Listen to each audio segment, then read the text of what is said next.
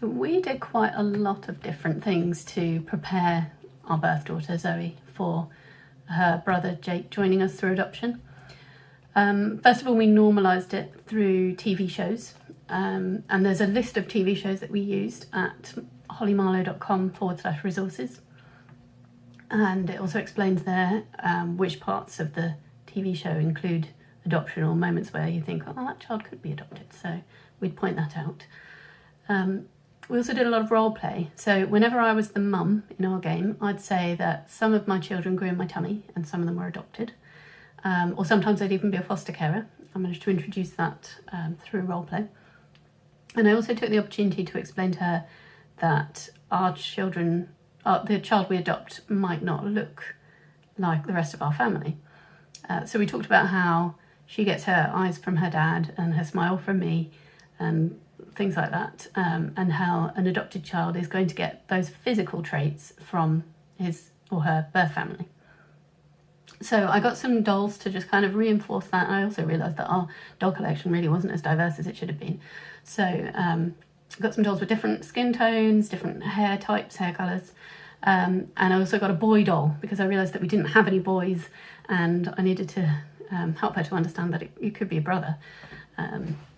So that was useful. We also used dinosaurs, ponies, Barbies to role play the whole scenario. So we'd have a whole bunch of these plastic dinosaurs, and we'd organise them into different families. And sometimes they'd be organised by what they looked like. So she'd put all the ones with horns together and all the ones with long necks together, and we'd talk about how they might be related. And then sometimes we'd make foster families, and we'd even play out the whole thing. So there'd be a dinosaur starting off in a birth family, foster care dinosaur would come along and be a bit worried that they weren't being looked after properly, and they'd go to a foster family and then on to an adoptive family who'd be their family forever.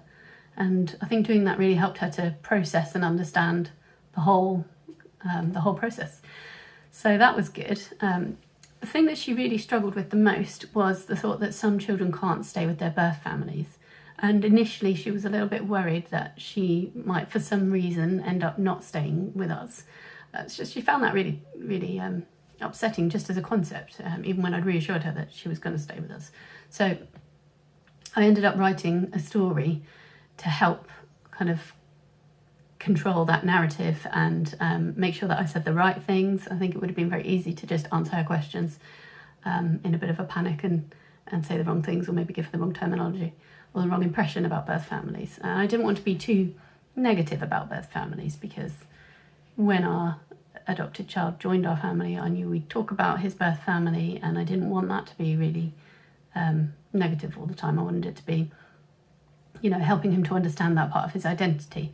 So I was quite cautious to get that right from the start, even with Zoe. So I wrote Deli Duck, and it's about why little chick can't stay with his birth mother. And it just talks through lots of different scenarios where she fails to consistently provide good enough care for him and keep him safe. So it's got lots of metaphors in, because at that point I didn't know who we were going to adopt.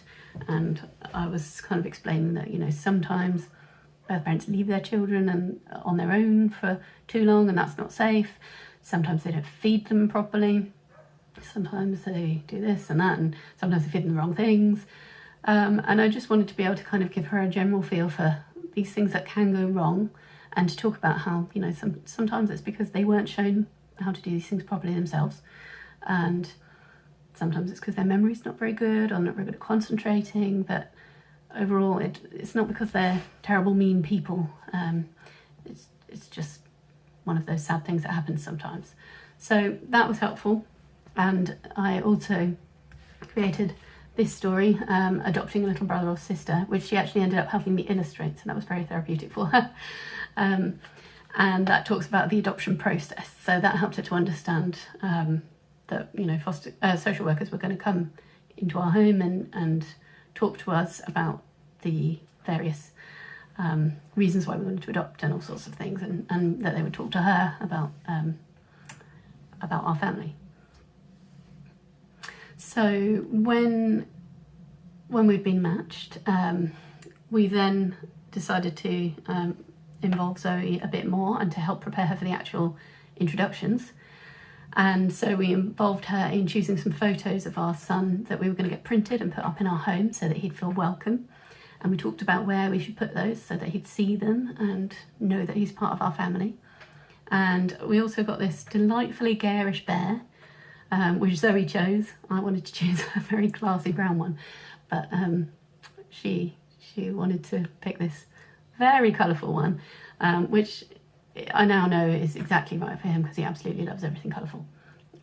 And this is one of these ones where you record a message and if you squeeze its tummy it plays a little message. So she recorded a happy little message about how she's really excited to be his big sister. And we gave that to the foster carer to give to him a couple of weeks before the introductions. So all these little steps of kind of preparing helped her to know that he was coming. We also built a bookcase in her room that had some boxes in that he wouldn't be able to get into. And we moved some of the small toys like the Lego and the paper dolls and all the dolls that had small shoes and things. And we moved them all into her room. And we did that together. So we talked about which toys were going to be dangerous for him because he was so much younger, and which toys he might just ruin. So anything with paper, he would probably just rip it. And so we talked about how we could move them into there where he wouldn't find them and destroy them or put something in his mouth that he shouldn't.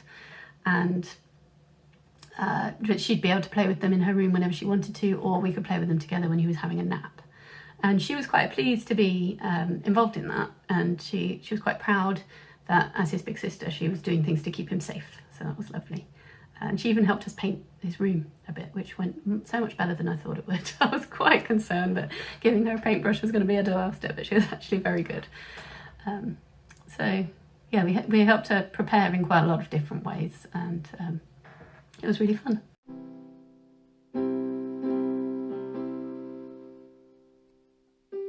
So I think having a child already in the family did affect the adoption process quite a lot for us, particularly in the linking and matching process. So we felt like we had to be a lot more cautious than we perhaps would have been otherwise, because I was kind of terrified that we'd make the wrong decision and somehow ruin Zoe's life, which sounds very dramatic, but that's how I felt as her mum. I was concerned. So when we were going through the matching criteria with our social worker, she was asking us about our feelings on different things, and we were very open in terms of race, cultural background and gender, but we were definitely more cautious in terms of severity of disability.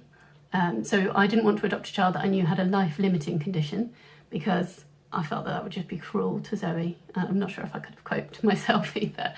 But having Zoe made that an absolute no. I couldn't bring a child into her life and say, this is your brother or sister, and let her fall in love with them, and then we'd lose them a few years later. I needed to be able to look her in the eye and say I didn't know that was going to happen, if God forbid that did happen.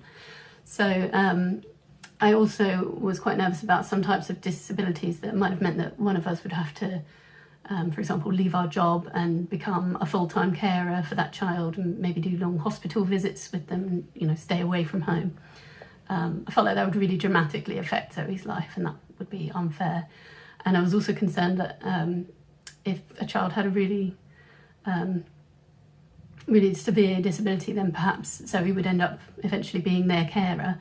And although that still may happen, or that our adopted son may end up being her carer one day if one of them develops some tricky illness, I needed to know that I hadn't caused that, I hadn't made that happen, I hadn't drastically affected her life like that on purpose. So we were quite cautious, and I think if we didn't have any children already, we probably would have been more open in terms of disability and that kind of thing.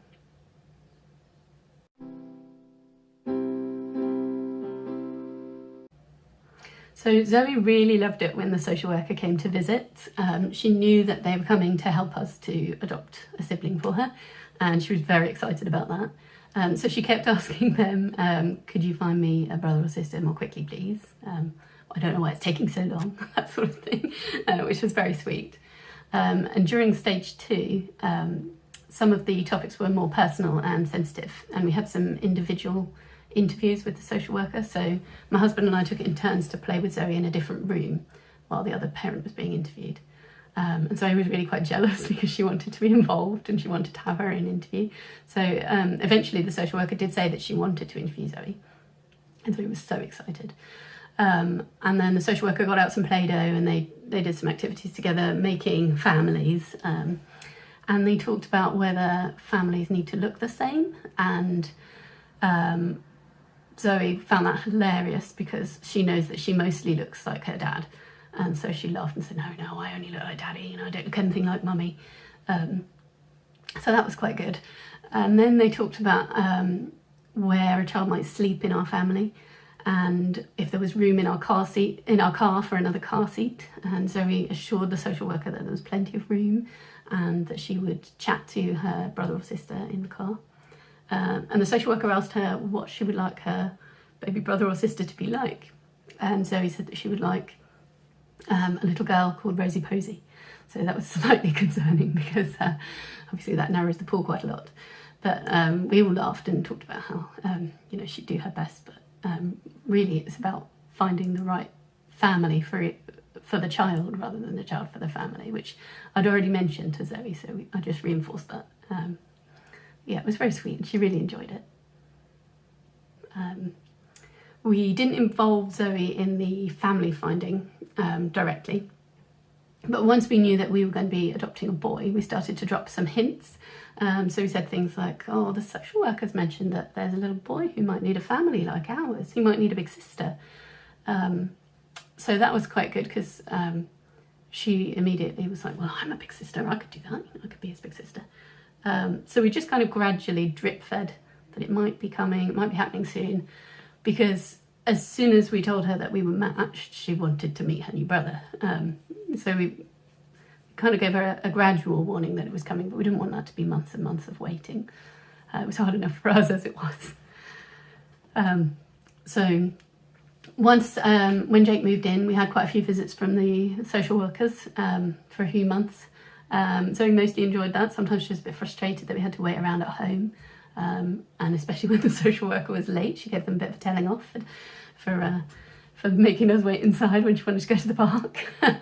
But she was mostly quite excited to see them and to talk about how Jake was getting on and to basically tell them that she was really enjoying having a little brother and that kind of thing. And I'd explained that they were visiting to check how we were all getting on as a family.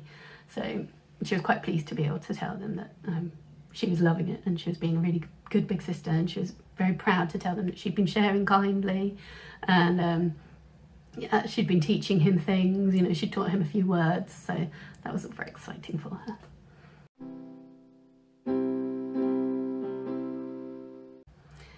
Our introductions were just when the COVID-19 regulations were starting to relax a bit, and they were also during the school holidays, so all of the foster children were at home. And Jake did have quite a few foster siblings, and we also didn't have the option to send Zoe to nursery or to any other family members to look after her while we were spending a couple of days getting to know Jake. I was actually really glad about that, to be honest. The original transitions plan had been drawn up before the pandemic and said that Zoe would join in on the 3rd day of intros, and I just knew she was going to struggle with that, so I'd been trying to prepare her for that possibility. And she was just really horrified at the injustice of it and saying, well, that's not fair. I'm going to be his big sister. I'm part of this family. I should be involved. So fortunately, the pandemic sorted that one out for us and she could join, which she was thrilled about. And Jake thought she was amazing right from the start. He was quite fascinated with her and he really enjoyed playing with her. But what he enjoyed was things like rolling a ball back and forth. And the first time that any of us touched him, he was actually quite frightened, which was a bit sad. So at one point, Zoe put her arm around him so that we could have a family photo, our first family photo, and he burst into tears. And so that was quite sad. And as soon as she moved her arm away, he stopped crying. And I explained that he was just a bit frightened because he didn't really know us. And she was a bit outraged and said, but I'm his big sister. How can he be frightened of me? So we just talked it through, and he adjusted and got used to her pretty quickly anyway, so it was fine. But that's just something worth preparing your children for if you're going to be going through introductions soon. I think she also found it quite hard the first time that she heard me telling Jake that I love him. So we'd been talking about how she was going to be getting a little brother, and I think it just hadn't really quite clicked that he was also going to be my child, and that I would love him, and that my husband would love him. So that took a little bit of adjusting to, and she was saying that she wished that she was still a baby and that she was still small and sweet like him. So I just babied her for a few days, really. I called her my little darling and my little baby and my little poppet and that kind of thing, to the extent where she was saying, I'm not a baby anymore, you know, I'm a big girl. And I was saying, oh, but you'll always be my little baby. And I think that helped. She seemed to feel a bit happier once I've been doing that for a while. One thing that I regretted was not bringing her Kindle right from the start. I brought it on day 2 onwards, but day 1 was tough because although she played with us quite a bit, and then she played with the other children in the foster family, there were also times where she just needed a rest because it was quite overwhelming. So I would recommend taking whatever toy it is that your child uses to just wind down and relax and disengage from the world for a while, because she definitely needed that downtime so she could rest and be happy and enjoy it.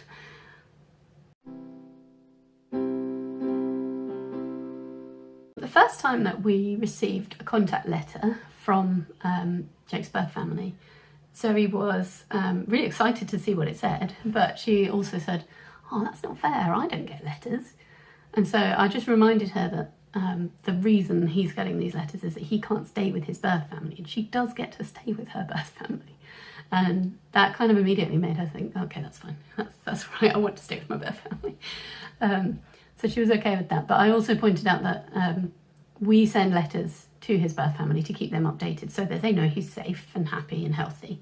And so I said, you know, all your family know that you're safe and happy and healthy because we talk to them.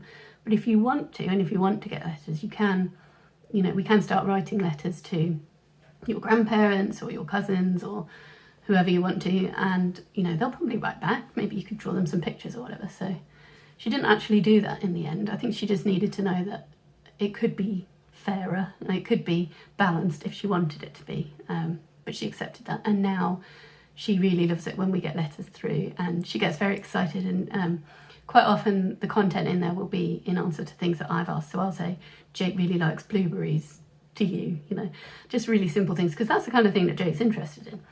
And so he'll be reading it over my shoulder and she'll be like, oh, Jake, they like blueberries like you know, that kind of thing. And she just gets really excited to learn little bits of information about them, because she understands now that they are an important part of his story and that he needs to know about them.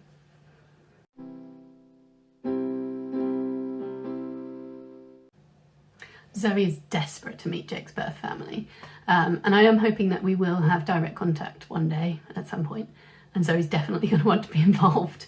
At the moment I see Jake's birth mother every 6 months, and neither of the children are able to come, unfortunately, but Zoe is very keen for that to be reviewed regularly. So I'm hoping that at some point we'll be able to have direct contact, and I would like to be able to bring Zoe along too, because I think that would take some of the pressure off his birth parents to play with him and engage with him, because Zoe would keep him busy and entertained and they could kind of see how that relationship goes. We'd have to find a way to make sure that they could also engage with him, of course. But I think they'd also like to see the family that he's with and their relationship, because it is very sweet. They're really bonded, happy siblings who love each other very much. But if for any reason she can't come along, or that's not appropriate at the time, I'll just have to empathise with her about how unfair that all feels and remind her of the importance of Jake knowing his birth family, so that she understands why it has to go ahead without her.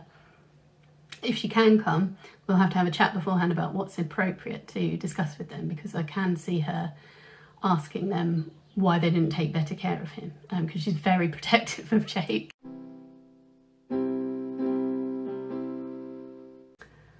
So the thing that I really didn't expect to be a challenge about adopting when we already had a child in the family is that having an older child, she can ask a lot more deep questions than her younger brother about why he was adopted and what's happened to his birth family and where they are now and when we're going to be able to see them and what kind of relationship we'll have with them one day, how they're doing now, all sorts of things. So that's been quite interesting. And she's a really important part of our family, and I feel like as his big sister, she deserves to know her brother and his story. And she definitely deserves to know more than people who are outside of our family should know. But I'm conscious that it's his story to share, and if we didn't have her, I would probably just tell him things as they felt age appropriate and then kind of let him decide what he shares with the world, because he'd be sharing age appropriate snippets. But having her a few years older, I don't really feel like I can share quite the same level of depth sometimes. So when there's something that I'm just not entirely sure if I should be sharing with her, I'll tend to use metaphors. So I refer to the story of Delly Duck, and I'll use metaphors and I'll say it's a bit like when Delly Duck did this, and it's a bit like when social workers Kerry Goose did this, and I'll just try to slightly distance the reality from the metaphor so that I'm hinting at what happened. I am explaining what happened, but I'm not directly giving specifics. But most of the time, I do end up explaining things before I expected to, because my son's not old enough to think of the questions. And a lot of the time Zoe will ask a question and then Jake will say, oh yeah, what happened? So he is interested in knowing the answers, he's just not quite old enough to think of those questions in the first place. So it has definitely meant that I've ended up explaining things a lot earlier than I expected to. But it's also been really good practice, because a lot of the time she will ask me questions when he's not around and I have to think of an age-appropriate way to explain things. So yeah, it's been a learning curve, but not necessarily in a bad way. I love my children both incredibly much. And I would say that our relationships are quite different because they are quite different people and they have different hobbies and interests. They are also quite different in the way that they show their affection towards me. And so our relationship probably looks quite different to the outside world. But my love for them is absolutely equal. It's incredibly strong for both of them, and I would do anything for either of them. I feel that I am their mother. I'm his mum just as much as I'm her mum. And the fact that he has another mum doesn't detract from my love for him. I still feel that I am fully his mum as well.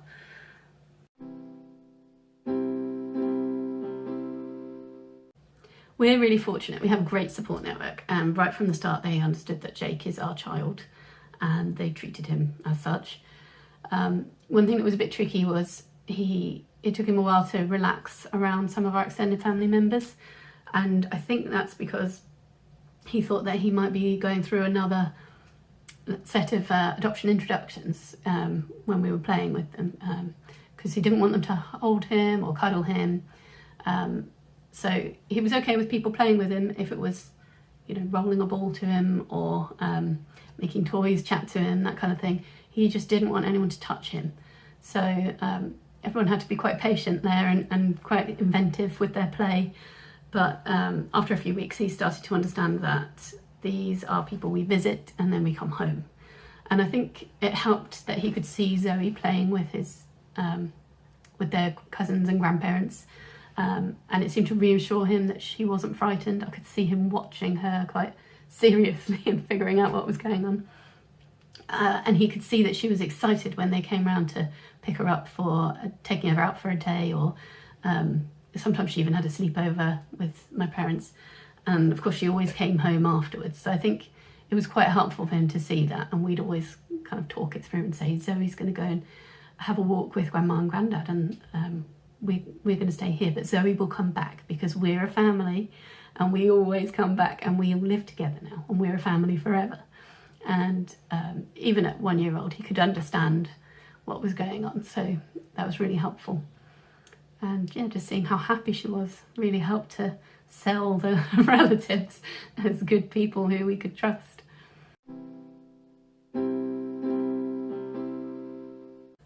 So there have been a few times when Jake's trauma has been noticeable to Zoe, and so we've had conversations about that, which I never imagined having with such a young child, but it has been okay.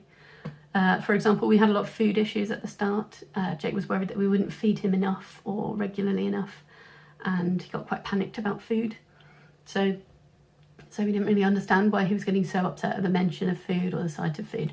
So I explained to her that he didn't know us and trust us the way that she did. He didn't have that belief that I would always feed him. And so she just understood that, and then she was actually really helpful. So whenever he was upset because I was just taking a minute to get all his food onto his plate or get it to him, she'd say things like, "Mummy's bringing your food now, Jake. She won't forget to feed you. She's been my mummy for years and she's never forgotten to feed me. She always feeds her children." So that was really lovely. And I know that a lot of children worry that their adopted child's trauma is going to negatively affect their birth child. So I wanted to be honest with you and share that she has noticed some things like that. But I don't really think it's been a negative thing. If anything, I think it's made her more understanding, and children can be very accepting. So it hasn't been a really awful experience for us. Adopting has definitely been the right choice for us. We all love Jake so much, and he's a wonderful little boy who makes all of our lives better.